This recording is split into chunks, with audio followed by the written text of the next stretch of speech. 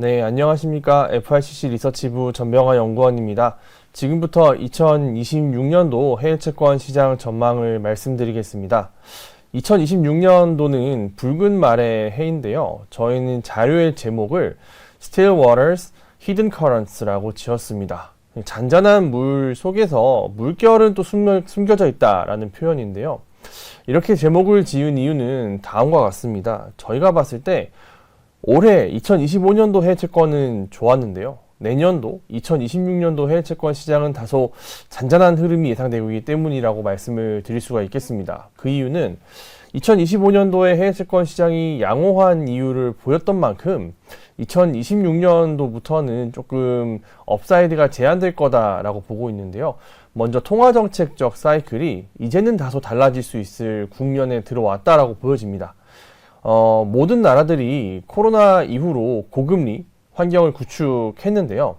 그 이후로 이제 고금리로 인해서 경기가 조금 힘들어지면서 중립금리로 향하는 기준금리 인하를 지난해 올해 이제 시작했습니다. 그리고 이제 맞이하는 내년도에는 대부분의 국가들이 중립금리 수준에 왔기 때문에 이제부터는 각 국가마다 경기 수준에 따라서 설정해야 되는 금리 수준이 달라질 거다라고 보고 있습니다. 그래서 지금까지는 커플링 상황의 통화정책의 완화 사이클을 기대를 했었던 만큼 내년도부터는 디커플링이 좀 나오면서 각각 다른 모습들이 보여지는데 이미 중립에 온 금리에서 더 많이 내리기도 아니면 여기에 사실 금리를 올리기도 사실 곤란한 상황이다 보니 시장 금리의 움직임은 상당 부분 제한될 가능성이 높다라고 보고 있습니다.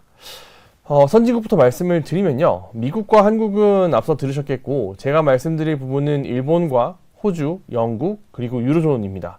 오른쪽 차트에서 보시는 것처럼 미국을 제외하고는요. 내년도 연간 이렇다 할 기준금리 움직임이 보여지는 국가는 많지 않습니다. 그래서 전반적으로는 통화정책 자체가 좀 멈춰있는 형태를 보일 가능성이 높다라고 생각을 하는데요. 다만 시장금리는 그래도 상승하는 것보다는 조금은 하향 안정화되는 모습들을 전망을 하고 있습니다. 그 이유는 왼쪽에서 보시는 것처럼 이 산출 갭이라고 하는 잠재 성장률을 웃도느냐 혹은 이것보다도 좀 못하느냐 라는 이런 차트에서 일본을 제외하고는 대부분 좀 약간 부진한 수준에 머물러 있습니다. 그래서 저희가 일본은 금리를 오히려 올릴 수 있다라고 보지만 나머지 국가들은 한 차례 정도 금리 인하를 전망을 하고 있습니다. 다만 이러한 변화는 급진적이거나 혹은 빠르지 않기 때문에 시장 금리의 방향성을 빠르게 이동시키기에는 다소 무리가 있어서 가격을 노리고 접근하는 투자자분들께는 마땅한 기회가 되지는 않을 것 같다라고 생각을 하고 있습니다. 그래서 금리가 중요한데요. 보통 금리를 많이 주는 나라는 신흥국입니다. 여러분 모두 다 신흥국은 고캐리라고 생각하시는데 여전히 캐리가 좋아서 내년도에도 신흥국 자산의 성과는 올해만큼 높은 성과는 아니더라도 상대 순위에서는 괜찮은 위치를 차지할 수 있을 거라 보고 있는데요. 신흥국 또한 금리 인하가 상당 부분 많이 이뤄졌습니다. 왼쪽 차트를 보시면 신흥국 전반의 물가는 굉장히 낮습니다. 인도도 그렇고 중국도 그렇고 브라질 정도만 높은 물가를 유지하고 있지 나머지 나라의 물가는 대부분 안정됐거나 혹은 조금 낮은 수준인데요.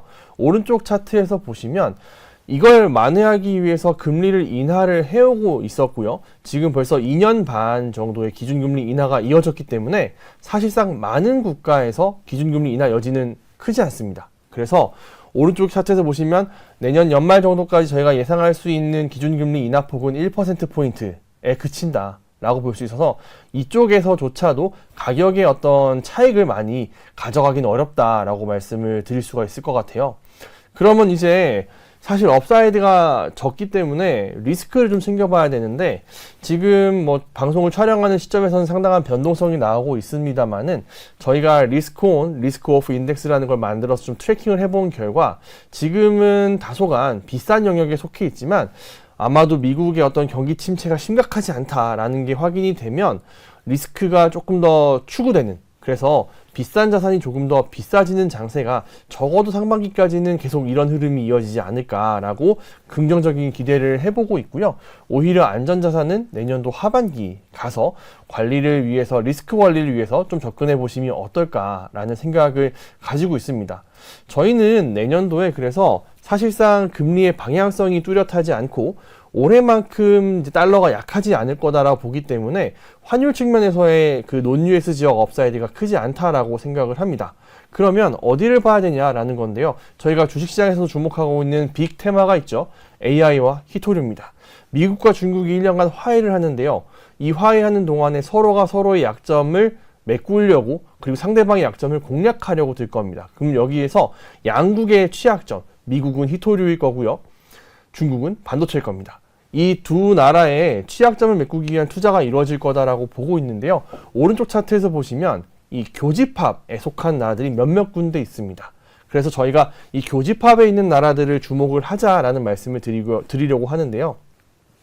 그 중에서 중요한 포인트는 이제 전략으로 넘어갈 텐데 호주입니다. 선진국 중에서 그리고 미국과 근접한 우방 중에서 가장 미국에 우호적이고 히토류가 있는 나라를 꼽자면 호주입니다. 호주는 통화정책 각도상 그렇게 많은 금리 인하가 기대가 되지 않습니다. 그럼에도 불구하고 국내 대비 높은 금리가 여전히 유지가 되고 있어서 캐리 측면에서 나쁘지 않다라고 보고 있고요. 미국과의 가까운 관계 그리고 히토류라는 새로운 호주를 이끌어갈 만한 드라이버가 생겼다는 측면에서 호주 통화 가치 역시도 나쁘지 않을 거다라고 생각을 합니다. 그래서 이걸 고려했을 때 미국 입장에서는 중국은 뭐 의존하기 어렵고요. 브라질은 100% 신뢰하기 좀 어려운 파트너일 수 있습니다. 그러면 인도와 호주 정도가 미국 입장에 상당히 좋은 파트너가 될 수 있기 때문에 긍정적인 그림을 기대해 본다 라고 말씀을 드리겠고요. 두 번째는 말레이시아입니다. 미국이 히토류를 수입할 때 말레이시아에 대한 의존도가 상당히 높습니다. 근데 이 나라는 IT 밸류 체인에 속해 있기 때문에 중국이 자국의 어떤 투자를 위해서라도 공략해야 되는 국가라고도 보여집니다. 그래서 이런 부분들을 종합적으로 고려했을 때 말레이시아 통화 가치 역시 올해도 괜찮았는데 내년에도 괜찮을 것 같습니다. 그래서 여기를 보시기 좀 권고를 드리겠고요. 시간이 좀 많이 지나서 브라질을 좀 말씀을 드리고 마무리 짓고자 하는데요. 앞서 첫 번째 보여드렸던 차트에서 금리 사이클의 끝에 있는 나라, 끝으로 가는 나라는 일본이었고요. 끝에 있는 나라는 브라질입니다. 브라질은 지금 성장률 빠지는 거 보이십니까? 내년도부터는 금리 인하가 본격적으로 시작될 전망입니다. 대선이 있어서 다소 불안감이 높은 시점이긴 하지만 여전히 브라질은 금리 인하 사이클에 놓여져 있기 때문에 거의 글로벌리 유일하게 금리 인하 쪽에 듀레이션 베팅을 할 수 있을 만한 장기채 접근해 볼 수 있을 만한 국가다라고 보여지고요. 최근에 미국과 브라질이 여러 가지 협상을 통해서 50% 관세를 되돌리려는 모습을 보이고 있다는 것 자체도 긍정적이다라고 볼 수가 있겠습니다. 그래서 지금까지 내년도에 대한 전망을 말씀을 드렸고요. 간단히 요약만 드리면 글로벌 금리 자체는 그렇게 변하지 않을 것 같습니다. 그래서 높은 금리가 중요한 시점일 것 같고요. 리스크 자체는 상반기까지는 높지 않을 것 같다라고 보고 있기 때문에 오히려 조금 역발상으로 금리 고점에 있는 국가들 그리고 미국과 중국의 경쟁에서 이득을 볼 수 있는 브라질, 호주, 그다음에 말레이시아 같은 국가들을 주목하기를 권고드리겠습니다. 네, 이상으로 2026년도 해외채권 전망을 말씀드렸습니다. 감사합니다.